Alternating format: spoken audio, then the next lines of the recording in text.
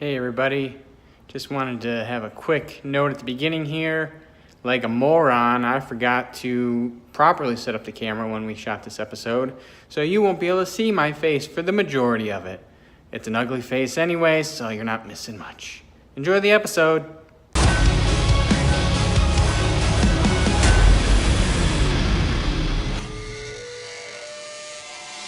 Welcome to Fans of the Forge. I'm Chris.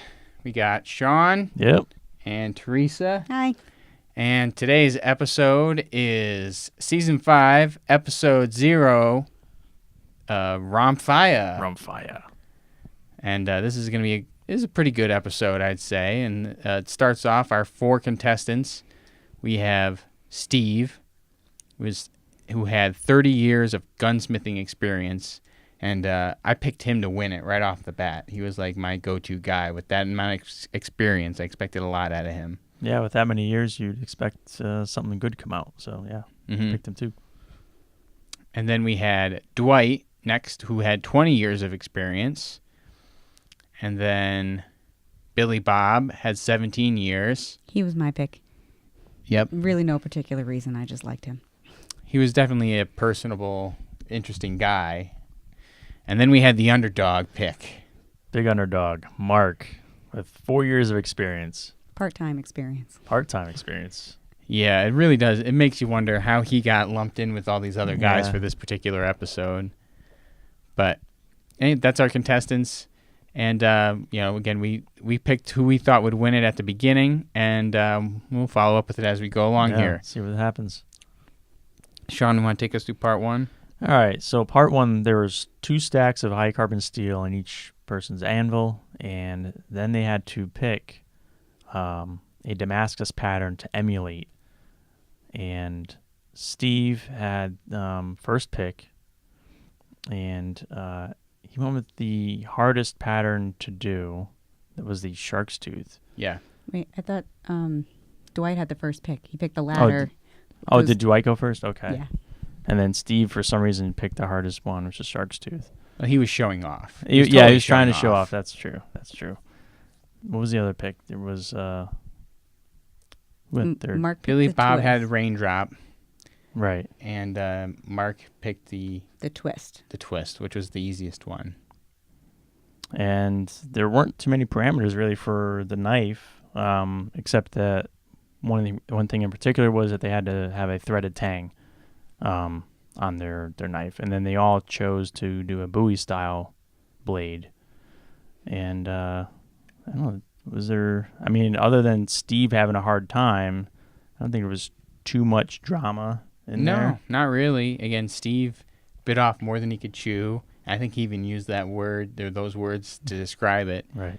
And when it came down to it, Steve and Dwight, when they all were going up to show off their knives, they both didn't have their tang threaded. They had the tang, they just didn't thread it the way they were supposed to. Steve by choice. Dwight just kind of forgot or ran out of time. Yeah. And so, due to that, based on everything there, because Steve chose the hardest one, when he went and etched it in the acid to see the actual result, there was hardly any pattern. Yeah, it was not there. So he had put all this time into this super hard pattern that didn't come through, and he ended up getting the boot first thing. Yep. So there goes our pick, right out the window. 30 years out the door. So.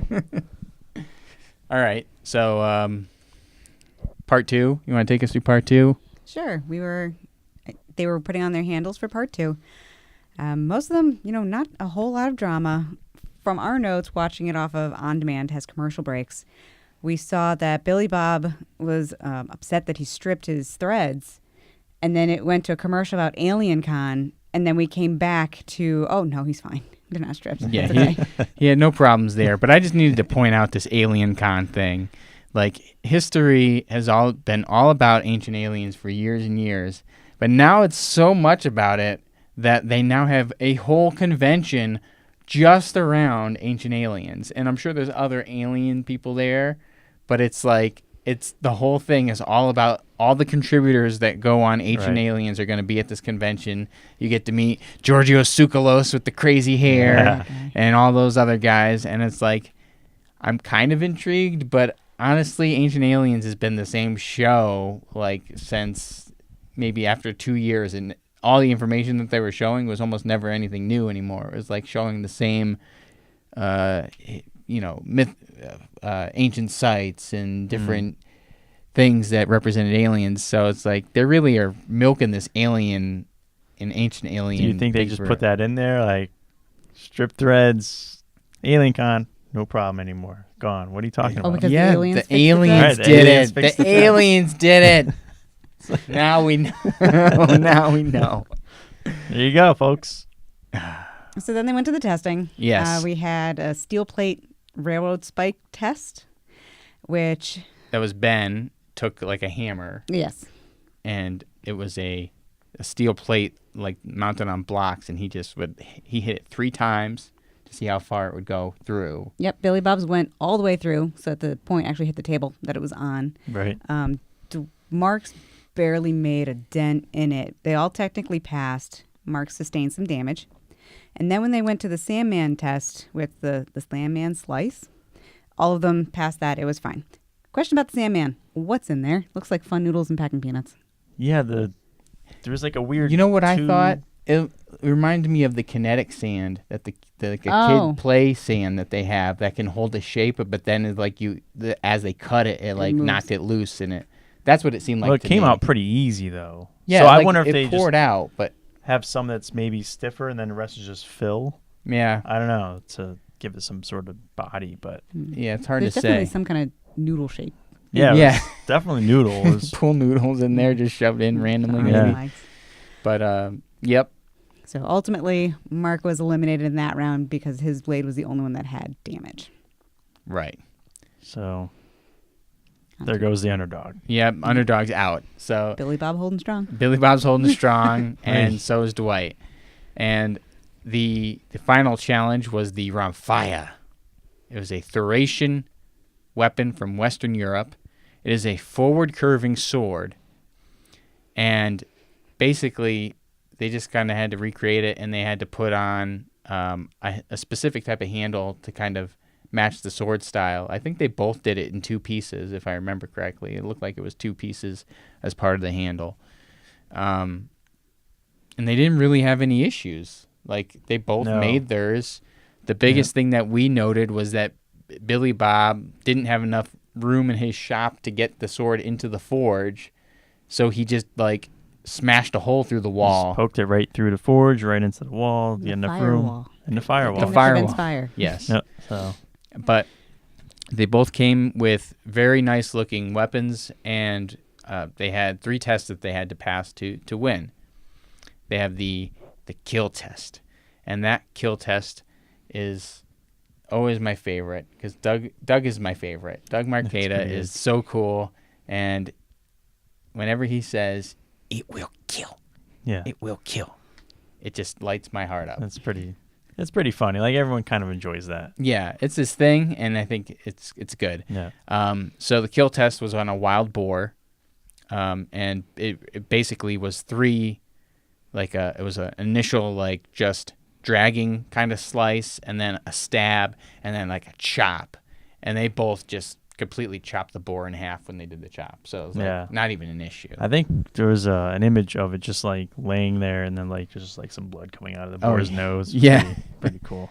Yeah, that was good. And I think it was for that one actually because Doug's been injured this whole season.